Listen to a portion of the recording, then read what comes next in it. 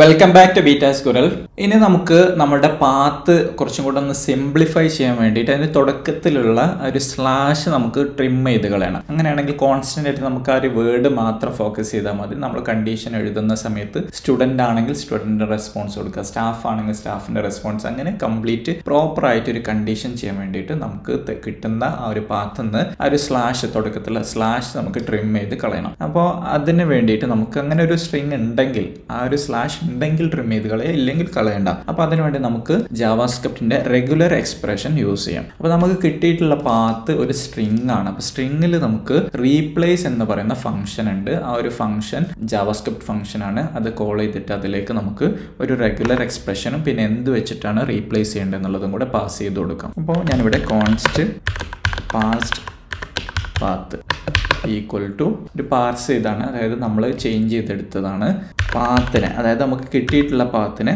Replace എന്ന് പറയുന്ന ഒരു ഫംഗ്ഷൻ വിളിക്കാം. എന്നിട്ട് അതിലേക്ക് നമുക്ക് എന്താണ് കണ്ടുപിടിക്കേണ്ടത്, അവിടെ നമ്മളൊരു റെഗുലർ എക്സ്പ്രഷൻ ആണ് കൊടുക്കുന്നത്. റെഗുലർ എക്സ്പ്രഷൻ കൊടുക്കുമ്പോൾ ആദ്യം നമുക്കൊരു റെഗുലർ എക്സ്പ്രഷൻ അല്ലെങ്കിൽ സെർച്ച് എന്ത് വെച്ചിട്ടാണ് സെർച്ച് ചെയ്യേണ്ടത് എന്നുള്ളത് കൊടുക്കും. പിന്നെ രണ്ടാമത് കണ്ടുപിടിക്കുന്ന ആ ഒരു സ്ട്രിങ്ങിനെ എന്ത് വെച്ചിട്ടാണ് റീപ്ലേസ് ചെയ്യേണ്ടതെന്ന് കൊടുക്കും. അപ്പോൾ നമുക്ക് റീപ്ലേസ് ചെയ്യേണ്ട എംറ്റി, അതായത് അതിനെ റിമൂവ് ചെയ്യണമുണ്ട്. അപ്പോൾ രണ്ടാമത്തെ നമ്മൾ ജസ്റ്റ് എംറ്റി സ്ട്രിങ് കൊടുത്തിട്ടുണ്ട്.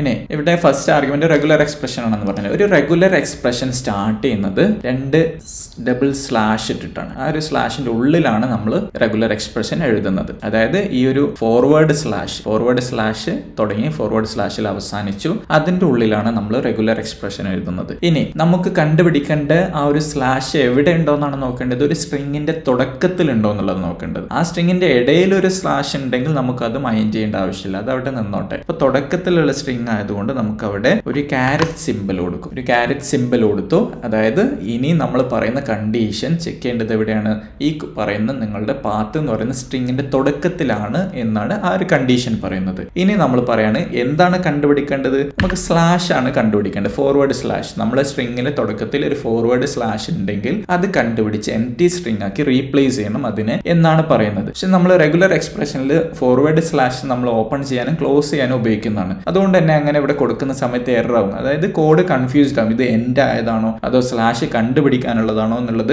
കൺഫ്യൂസ്ഡ് ആവും. അപ്പൊ അത് ഒഴിവാക്കാൻ വേണ്ടിയിട്ടാണ് നമ്മൾ ആ സ്ട്രിങ്ങിനെ ആ ഒരു ഫോർവേഡ് സ്ലാഷിനെ എസ്കേപ്പ് ചെയ്യും. എസ്കേപ്പ് ചെയ്യുന്നത് എങ്ങനെയാണ്, ഒരു ബാക്ക് സ്ലാഷ് ഇട്ടിട്ടാണ് എസ്കേപ്പ് ചെയ്യുന്നത്. അപ്പൊ ഒരു ബാക്ക് സ്ലാഷ് കൂടെ അതിന്റെ തൊട്ട് മുമ്പ് ഇട്ട് കൊടുക്കും. അപ്പോൾ എന്താണ് ഐഡന്റിഫൈ ചെയ്യുന്ന, ഒരു സ്ട്രിങ്ങിലുള്ള തുടക്കത്തിലുള്ള ഫോർവേഡ് സ്ലാഷ് കണ്ടുപിടിക്കാം. പിന്നെ ഫോർവേഡ് സ്ലാഷ് കഴിഞ്ഞിട്ട് ഒരു സ്ട്രിങ് എന്തെങ്കിലും വേണം, അങ്ങനത്തെ സ്ട്രിങ്ങിലുള്ളതാണ് കണ്ടുപിടിക്കേണ്ടത്. അതിനാണ് ഒരു പ്ലസ് കൂടെ ഇട്ട് കൊടുക്കും. അപ്പൊ എന്താണ് പറയുന്നത്, തുടക്കത്തിൽ ഒരു സ്ട്രിങ്ങിന്റെ തുടക്കത്തിലുള്ള ഫോർവേഡ് സ്ലാഷ് കണ്ടുപിടിക്കാം. ആ ഒരു ഫോർവേഡ് സ്ലാഷ് കഴിഞ്ഞിട്ട് എന്തെങ്കിലും സ്ട്രിങ് ഉണ്ടാവും അപ്പുറത്ത്, അതാണ് പറയുന്നത് ഒരു പ്ലസ് കണ്ടുപിടിച്ചിട്ട് അതിനെ ഒരു എംപ്റ്റി സ്ട്രിങ് ആക്കി റീപ്ലേസ് ചെയ്യാം. ഇനി നമുക്ക് ഈ ഒരു പാസ്റ്റ് പാത്ത് എന്താണ് കിട്ടുന്നുള്ളത് ചെക്ക് ചെയ്യാം.